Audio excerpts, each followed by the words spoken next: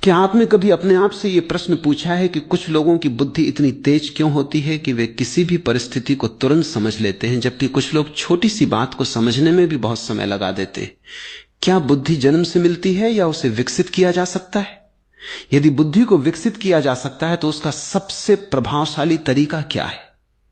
आज हम इसी रहस्य को समझेंगे। लेकिन जो बात मैं कहने जा रहा हूं उसे केवल सुनिए मत, उसे अपने भीतर उतरने दीजिए, क्योंकि बुद्धि का संबंध जानकारी से नहीं, अनुभव से है। मनुष्य जीवन में सबसे बड़ी भूल यह करता है कि वो बुद्धि और स्मृति को एक ही समझ लेता है।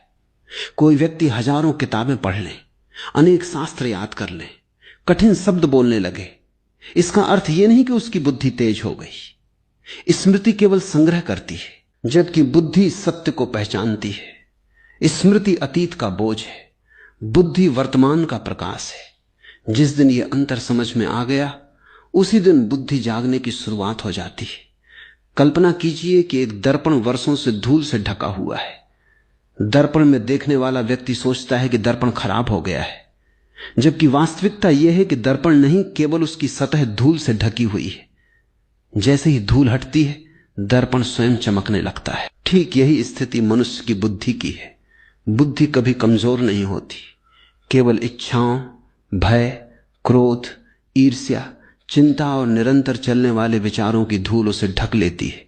यही कारण है कि जब मन बहुत अधिक उलझा होता है तब सरल से सरल निर्णय भी कठिन लगने लगता है, लेकिन जब मन शांत होता है तब जटिल समस्याओं का समाधान भी सहज दिखाई देने लगता है। इसलिए बुद्धि को तेज करने का पहला रहस्य है मन को हल्का करना। मन जितना हल्का होगा, बुद्धि उतनी ही तेज होगी। लोग सोचते हैं कि बुद्धि बढ़ाने के लिए नई नई तकनीकें सीखनी होंगी, विशेष भोजन करना होगा या कोई चमत्कारी उपाय अपनाना होगा, लेकिन वास्तविकता इससे बिल्कुल अलग है। सबसे पहले आपको अपने भीतर के शोर को कम करना होगा।